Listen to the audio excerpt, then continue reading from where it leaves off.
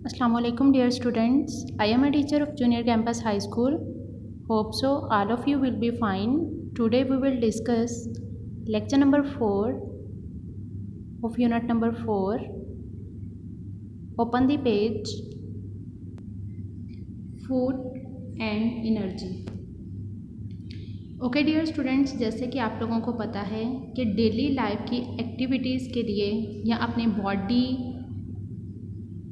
के टेम्परेचर को मेंटेन रखने के लिए और हमारे बॉडी में होने वाले डिफरेंट मेटाबॉलिक रिएक्शन जिसमें कैटाबॉलिक और एनाबॉलिक रिएक्शंस होते हैं। कैटाबॉलिक आपको पता है जिसमें छोटे छोटे मालिक्यूल्स बड़े बड़े मालिक्यूल्स टूटकर छोटे मालिक्यूल्स में चेंज हो जाते हैं, और एनाबॉलिक में छोटे छोटे मालिक्यूल्स आपस में कंबाइन होकर बड़े मालिक्यूल्स में कन्वर्ट हो जाते हैं।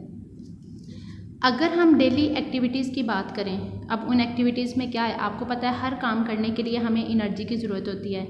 खेलने के लिए, लिखने के लिए, पढ़ने के लिए और डिफरेंट वर्क करने के लिए एनर्जी रिक्वायर्ड होती है।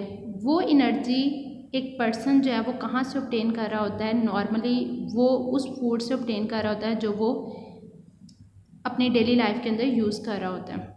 अब अगर हम अपने फूड की बात करें या मटेरियल की बात करें कि जो हम इनटेक कर रहे होते हैं, कौन कौन से कंपोनेंट्स, जिसके अंदर कार्बोहाइड्रेट्स शुगर्स होती हैं, फैट्स एंड प्रोटीन दालों गोश्त वगैरह के अंदर मौजूद होती हैं। फैट आपको पता है बटर, घी, ऑयल, इन चीज़ों के अंदर फैट जो है वो मौजूद है। अब इन एक्टिविटीज़ को करने के लिए हमें इन मटेरियल को इनटेक करना ही पड़ता है। अब जो फूड हम ले रहे होते हैं वो हमें एनर्जी जो है वो प्रोवाइड कर देती है। एनर्जी को जिस यूनिट के अंदर मेजर किया जाता है in term of calories. Calorie is a unit of the energy. इस लाइन को आपने एमसीक्यूज़ के लिए भी लर्न करना है। उसका यूनिट जो है एनर्जी का यूनिट वो कैलोरी यूनिट है। अब जितने भी कंपोनेंट्स हैं, कौन कौन से कंपोनेंट्स की हमने बात की? कार्बोहाइड्रेट्स की बात की, फैट्स की बात की और प्रोटीन्स की बात की। अब ऐसा नहीं होता कि कार्बोहाइड्रेट को खाने पे भी हमें सेम अमाउंट ऑफ एनर्जी मिल रही हो, फैट की वजह से भी सेम मिल रही हो, प्रोटीन की वजह से भी सेम मिल रही हो। डिपेंड करता है कि कौन सी फूड के कंपोनेंट के अंदर किस हद तक एनर्जी जो है वो स्टोर है और वो कितनी एनर्जी हमें प्रोवाइड कर सकती है।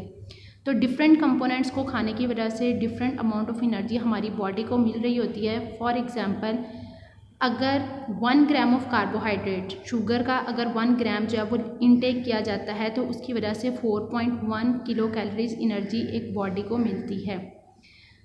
सेम एज अगर 1 ग्राम ऑफ फैट को इनटेक किया जाए तो पहले जो कार्बोहाइड्रेट की वजह से 4.1 किलो कैलोरीज एनर्जी मिल रही थी, अब फैट के अंदर ज़्यादा एनर्जी मौजूद होती है तो वो हमें double amount of energy provide कर रही होती है। For example 9.3 kilo calories. Different food sources give different amount of energy. आप लोगों ने इस टेबल को बाय हार्ट जो है वो लर्न करना है कि किस फूड आइटम को खाने की वजह से कितनी अमाउंट ऑफ एनर्जी जो है वो मिल रही होती है। अब यहाँ पे 100 ग्राम, ऊपर आप लोगों ने 1 ग्राम को डिस्कस किया है। 100 ग्राम एनर्जी अगर खाई जाए तो कितने किलो कैलोरीज एनर्जी जो है वो मिलती है। 100 ग्राम राइस 100 ग्राम पे 348, wheat 100 gram 348 kilo calories, P 100 gram 109, potato 99, brinjal 5, cucumber 14, banana 153, dry fruits 655 to 549. This is too much kilocalories energy. Cow milk 65, buffalo milk 117 kilocalories, egg 180 kilocalories and meat 194 kilocalories. इस table को आपने MCQs के लिए by heart must learn करना है। The amount of energy required by the people of different age. अब life को आगे प्रोसेस करने के लिए हमें डिफरेंट एज के सेक्शन से गुजरना पड़ता है। पहले first one cheek, then later on young, adult, old age, जो है वो इस प्रोसेस से हम गुजरते हैं till the end of the death. Mostly ऐसा ही है जो एज का क्राइटेरिया है। अब डिफरेंट एज के अंदर डिफरेंट किलो कैलोरीज जो हैं वो रिक्वायर्ड होती हैं। फॉर एग्जांपल इस टेबल को भी आप लोगों ने लर्न करना है। 1 to 3 एज के लिए 1200 kilo calories energy is required, 4 to 6 1600, 7 to 9 2000 and 10 to 12 2500 kilo calories are required. Man and women who do not work उनको 2090 kilo calories energy is required. Women doing hard work 3000 kilo calories energy is required. Men who do not work 3400 and men doing hard work 4500 energy is required for daily activities।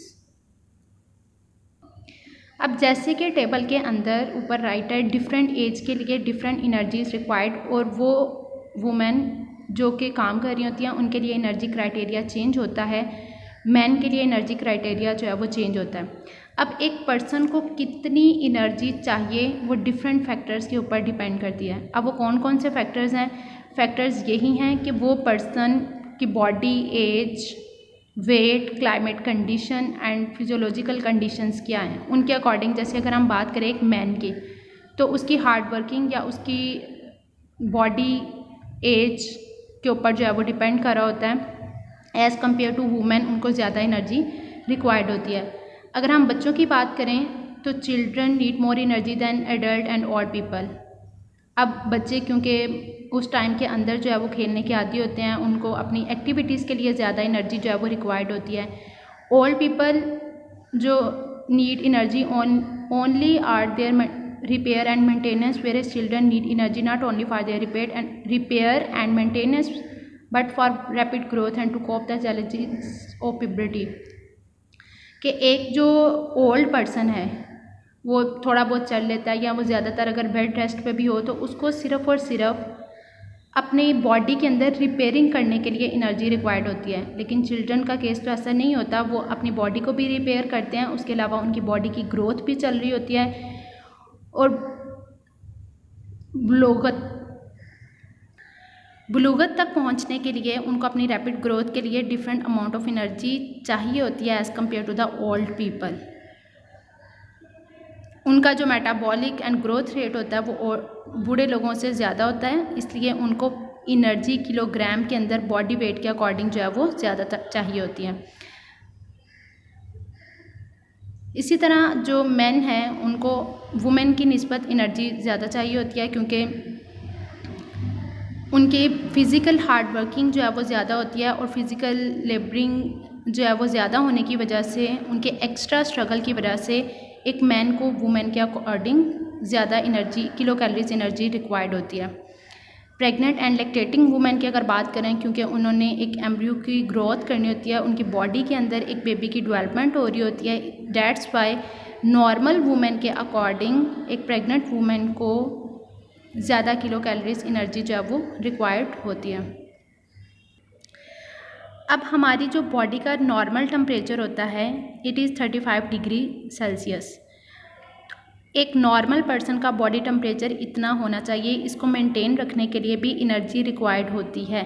That's why कि cold region के अंदर रहने वाले जो people हैं उनको ज़्यादा kilo calories की एनर्जी रिक्वायर्ड होती है, क्योंकि उन्होंने अपनी बॉडी का टेम्परेचर भी मेंटेन रखना होता है। तो एज़ कम्पेयर जो हॉट पीपल क्लाइमेट एरियाज़ के अंदर जो लोग रहते हैं उनको कम किलो कैलोरीज की एनर्जी चाहिए होती है as compare to the colder region of the world.